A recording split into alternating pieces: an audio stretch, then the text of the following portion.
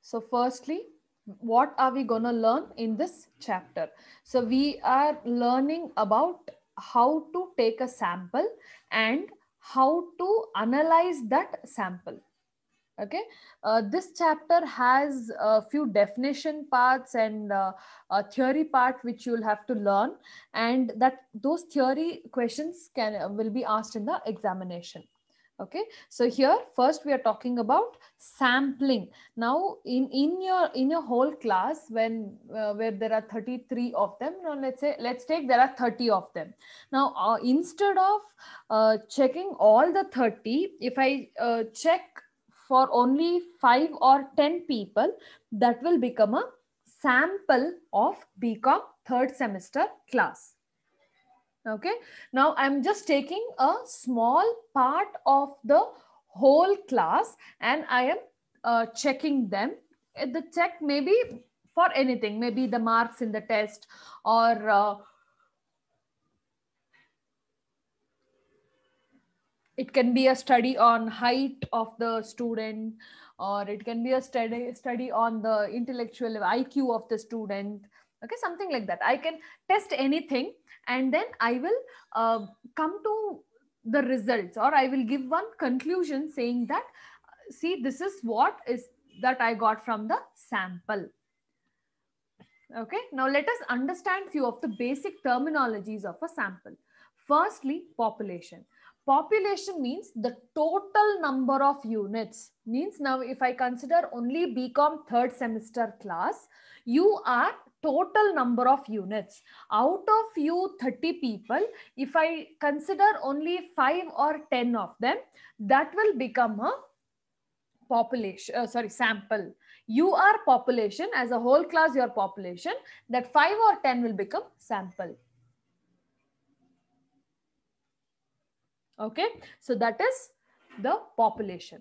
Now in population there are two types. First is finite, second one is infinite.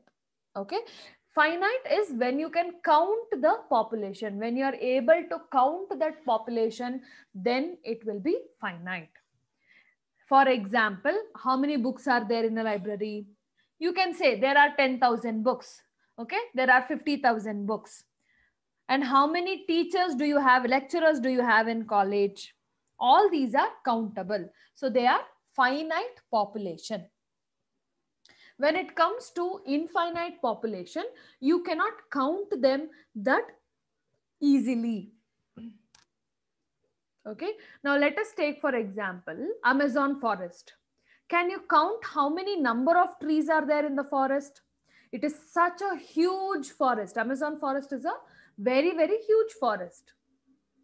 So can you know how many number of trees are there in the forest? It's very difficult to count everything. So then you will say infinite number. There are so much that we cannot count them. Okay, so that is infinite population. Sometimes when they do certain research on how many trees are available in particular region or something, then in those cases infinite population is very difficult to actually count. Then number of fishes in the sea. Can you really do this? You'll have small fish, very small fish, big fish, shark, whale, blue whale, hump blue whale.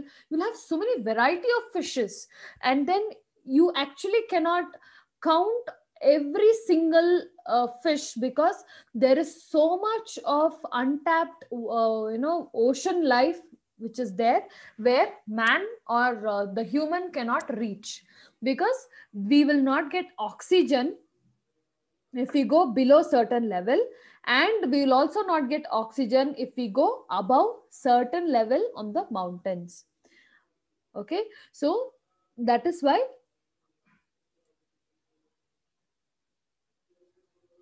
infinite population is where you cannot count everything in the population. So understood population?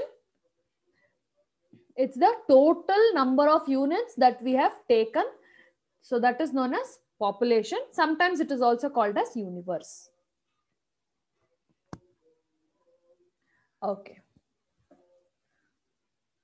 Any doubts in population?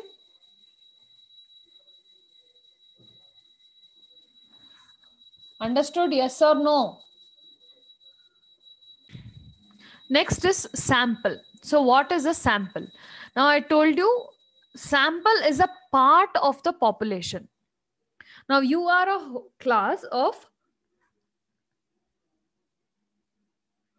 BCom students who are studying third semester. Now if I take third semester BCom as population, and out of you if I just take number of boys, okay, I take all the boys, that will be the sample. Okay, or in the class of 30, if I say how many of them have how many of them got selected in the interview, maybe out of 30, let's say 10 of them got selected in for the company's interview, then you are a sample. Out of the bigger unit, out of the bigger population, if I only consider few of them, then it is called as a sample. Clear? So that is the second basic terminology. Then coming to census enumeration, a complete enumeration of each and every unit of population is called census enumeration. You would have heard about census that they do in the country 10 years once. So 10 years once we will know what is the population of India. That is a census enumeration. They will check each and every unit of the population. If you're 30 people in class, we will check all the 30 people here. We are not gonna take only 10 or 5 of them and do, because in one family we have to understand how many people are there for them who are newborn people, how many old people are there, everything we have to analyze. Only once we analyze all that, we'll be able to understand the nature of the citizens living in that particular country. Now if you take for example, presently in our country we have more number of people between the age of 24 to 35, 40. Below 40 years we have too many people, okay, in their youth and adult age. There are many people now, because at that point of time everybody is on is trying to settle down in life, and trying to lead the actual part of the life will be between those years. So in such times what will happen is they will know or they will be able to work more for the company, for the family, for any reason they'll be able to, or they'll be willing to work more. So they are more productive people who, when it comes to working. So that is why census enumeration will help us analyze how many productive people are there, where they can work and they can pay taxes. Once they work, they'll get income. Once they get income, they'll be able to pay the taxes. Then sample survey. Now sample survey means you will only take take 10 students. Let's say out of 30, 10 of them got selected for interview. So I will take this sample and I will ask them the required information. I'll ask them, okay, what are the questions they asked? What is the pay package, average pay package? You need not say it completely. Okay. What is the average pay package? How much they would, or they are okay to give to the employees. Now when they take the survey, they will get an idea about how those 10 students or those 10 people are thinking, and what is the actual information about the company. That I will be able to understand by doing the sample survey. Then sampling, actual part of sampling. The process of extraordinary sample from the population is called sampling. Now here, taking the blood from the human body is for the blood test. You would have known that blood test part, right? So they will take the blood or if it is any other test for that matter. Okay, any sample taken from the body. So it's an extraordinary sample. It's not just like that. So you would have given some liquid of yours for the testing. Okay, or blood test that is being done. All this will give you the result. These sampling will give you some result. So that is why this is called as sampling. It's an extraordinary sample from the population. Understood the basic terminologies? That is population, finite, infinite, sample, census, sample survey, and sampling. Any doubts until here? Okay, now to understand sampling better, COVID vaccine. Now, COVID vaccine, there are trials happening, right?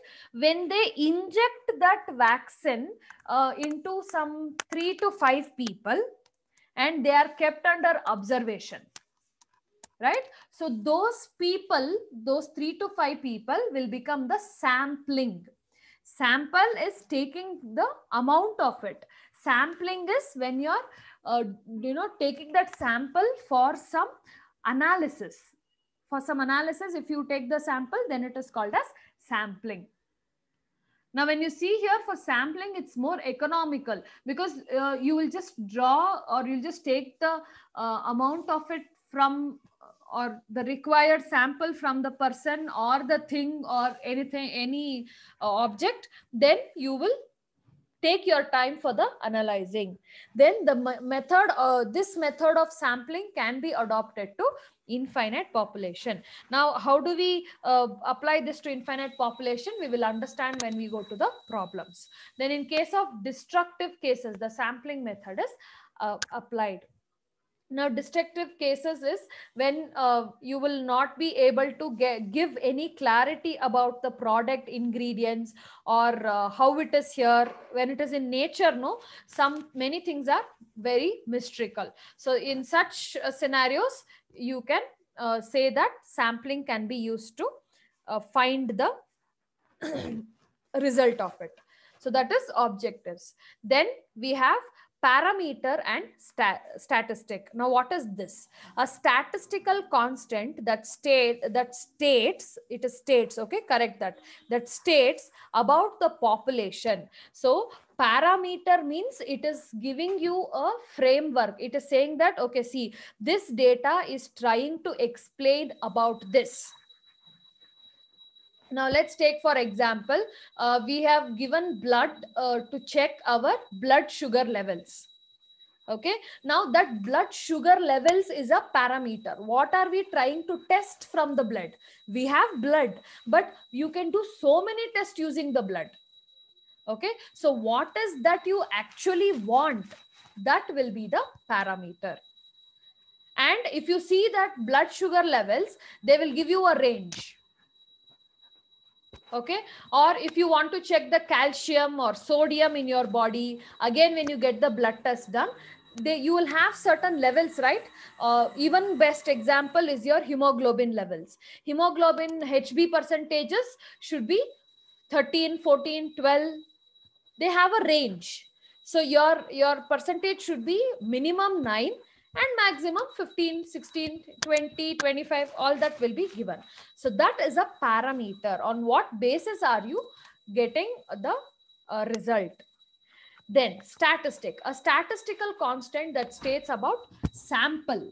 Okay, it's trying to explain about the sample. What is the sample? What is the nature of the sample? All that it is trying to explain. So that is called as statistic. So these are the important terminologies here that we have understood under sampling. Then coming to types of sampling. Now, in types of sampling,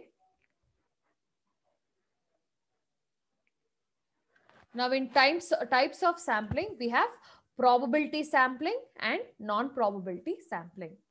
Now, probability sampling is where we use the concept of probability, okay, where we take a chance of how many types or how many ways can one person take the sampling out of them and then they analyze the test. Non-probability sampling is a different type where we don't use the theory of probability here, but there are more other theories which we involve. Okay, so let us learn the types of sampling one by one. First is probability sampling. In this type, sampling each and every unit in the universe has a change of being selected in the sample.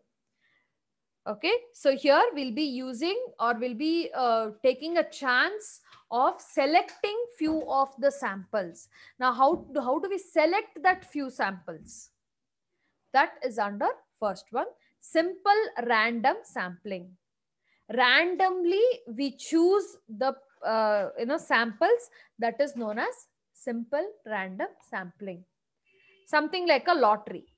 Now lottery, we take all of the applications or all of the receipts and then we randomly pick one.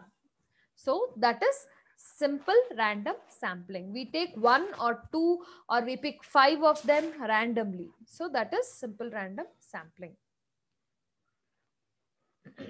Okay, now here they will use something called as random numbers, which is from the table of random numbers, or you can also use a computer.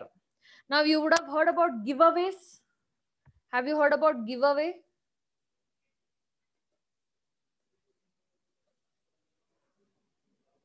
Have you heard about giveaways or not?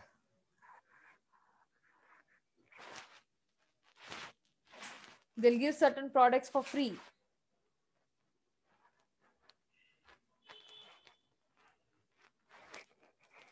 Yes, no?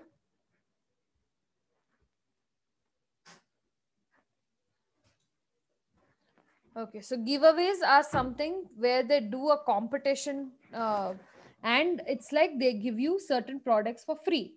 Now, when they have to choose who has to get that free product, then they do this simple random sampling. They just give the product or they just pick the number randomly and they give the product. So that is simple random sampling. Then systematic sampling. Systematic sampling is where we have to first take the sample and then only we will be able to analyze it. So here in systematic sampling, the first sample unit is selected at random and then others will automatically be selected in a definite sequence. Now, let's say, for example, we take a lottery ticket starting with the number 2. Okay, and we are trying to have a sequence of even numbers. So the next lottery ticket will be starting with the number 4. 2, 4, 6, 8, 10. Like this, if I arrange a sequence and if I try to take that, then it will become systematic sampling. So first sample, randomly I pick. The second sample will follow the first sample in a sequence. Okay, there will be equal spacing between both the samples. So this technique of drawing samples is usually recommended if the complete and up-to-date list of sampling units are there. So if you have complete list, now let's take for example the attendance list of the class. Now in the attendance list of the class, if I choose the first student, okay, and I will say every alternative student from here stand in a straight line. So every alternative student, if it's first, then not second, the third person will stand. Then fifth, then 7th, 9th person, 11th person, 13th person. Like this, the living one in between, all the odd numbered students will stand in a line. So first one, I am picking it randomly and from there it will follow the sequence. Okay, now let us suppose that n is the sampling units in the population which are arranged in some systematic order and serially numbered from 1 to n. We want to draw a sample. Now let's apply this into the class. Now we have 30 people in class and they are arranged alphabetically. with the serial number of 1 to 30. Now here I wanted to draw a sample from this. How do I draw the sample? You have the formula given. That is nothing but K is the sample. N, capital N is the number of people, which is equal to small n into K. Okay, so what is that K? K is the sample internal. So the total number of sample is nothing but the total number of people divided by how many I want. That will be small n. Okay, so we have some other data on which we'll be able to analyze all of this systematic sampling. Here also we are using probability because we are randomly choosing one first sample, and followed with we will have other samples to be taken care of. Then stratified sampling. When the population is heterogeneous or different segment, then we will apply stratified sampling. Here the population will be divided into different levels, and those levels are called as strata, and that is why they are called as stratified sampling. Okay, so if you are taking let's take for example, if you are taking sampling of vegetables, now all the leafy vegetables comes to one strata. They are all one group. Okay, then when you are talking about different segments apart from leafy vegetables, let's say red colored vegetables, yellow colored vegetables, okay, orange color vegetables. If I do a separate levels like this of different things, then that will be under stratified sampling. Each stratum is homogeneous. What do you mean by that? Now if I take leafy vegetables, all leafy vegetables are in one place. So the products inside each level is similar, but there are many levels for the product. So that is stratified sampling. Okay, then clustered sampling. Now in clustered sampling, we have the total population again divided based on study into subdivisions. In stratified, it is onto the levels, but when in clustered, we divide them or based on some subdivisions. In that we will divide. Okay, now let us take for example red color vegetables. Okay, you have red carrots, you have red capsicum, you have beetroot. So beetroot is one cluster, carrots are one cluster, capsicums are one cluster. Okay, so like this I make the subdivision even in that group, and then I will just randomly draw the sample. I'll randomly pick few of them. So the number of sampling units in each cluster should be approximately same. So if I take 2 carrots from that from one box, I have to take 2 beetroots, I have to take 2 capsicum. Like this I'll have to do this approximately same. Sometimes a point difference, one difference is fine, but approximately same quantity has to be taken for the sampling. The investigation is done on the sampling units of the cluster.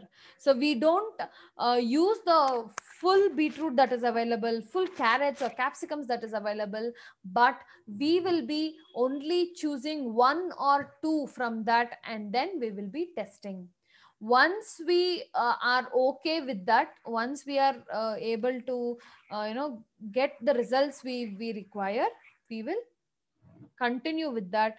And then if the results are not to our extent or what was required for the result analysis, then the cluster has to be reconsidered.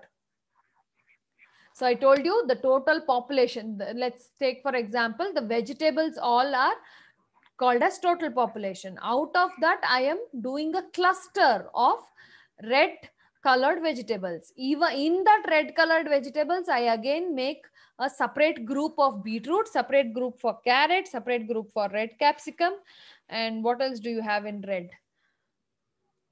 I can only remember so much for now. Okay, so you're doing separate subgroups for them, so that it will be easy for you to take the sample out of that. And even while you're taking sample, you don't take every vegetable available. You will just take one or two of them that is available. So that this is clustered sampling. Okay, so these are the first 4 types of probability sampling. Starting with simple random sampling, you will simply use, by random method, you just take the product, or you select the product. Now, computers have a lot of softwares where they use this simple random sampling. So if you want to, check something, or if you want to play a lottery game and all that, then they usually do it online. That is simple random sampling. Then coming to systematic sampling, here the first one will be handpicked by a person randomly. Okay, so it's again probability theory, that is randomly selecting. Then after taking the first product randomly, from the second one it will follow a sequence.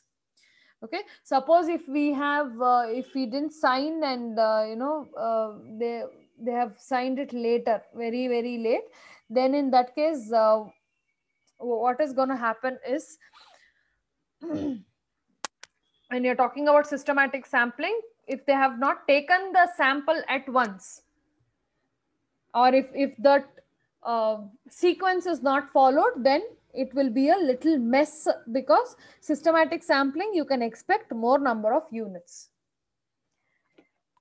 Coming to stratified, we define, or we divide them into different levels, where we will be checking them on different levels itself. Clustered sampling, it is even more simplified than stratified, where we'll do lot of divisions and we will get the sampling. So these are probability sampling. Any doubts in the probability sampling?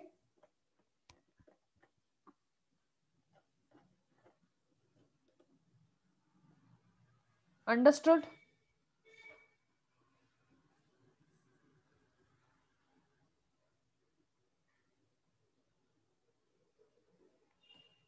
Okay.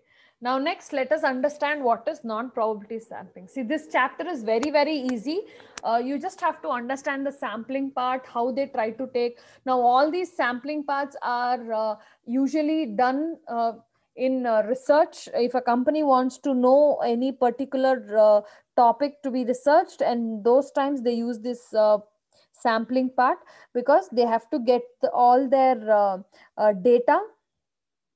Okay, the information has to be collected first in the way of sample, in the way of questionnaire or any other ways, and then they'll do this procedure of sampling. Now we understood probability, let's understand non-probability. Now here, sampling of each and every unit in the universe has a rare chance of being selected. So here we don't know that person will be selected, or that thing will be selected or not. There is a rare chance of many of them getting selected. So this here they can use favoritism. Okay, if one teacher likes a student, they can keep calling the same student. So there will be a biased opinion or biased result that will be given under non-probability sampling. Okay, following are some of the methods of non-probability sampling. The investigator. Now, investigator is a person who does all this sampling procedure. Okay, so the investigator selects the sample units deliberately or purposely based on the object of the inquiry. So purposefully they take whichever they want. They don't randomly pick. When you randomly pick, you're being very honest, and whatever result come, you have to accept. But when it comes to the non-probability sampling, you will have to know what is the purpose of the sampling done, and based on that you will take the samples. Here only representative characteristics of the population will be included. So if suppose for the whole class, let's say they have called for a competition. Okay, they've called for a competition. Let's say there's a debate competition happening. Now debate competition happening, I will ask 4 of you to come ready. Any 4, I will give you only choice, 4 of you to come ready. Out of 4, I will select only 1 or 2. So I am doing a purpose of sampling, because the purpose of this debate is, since it's a competition, there will be a winning and losing part. So I want the best to go. So from our college, one person will be the representative for the population. The population, let's say from your class, bcom class. For that bcom class as population, only one person who is good at debating on the particular topic will be attending the competition. So here I can either give you a choice of you only selecting among yourself, or I can call whomever I want to call and give the responsibility. So that is purposive sampling. Okay, next. So this was the first non-probability sampling. Now next we have convenience sampling. The investigator will select the sample units based on his personal convenience, beliefs, biases.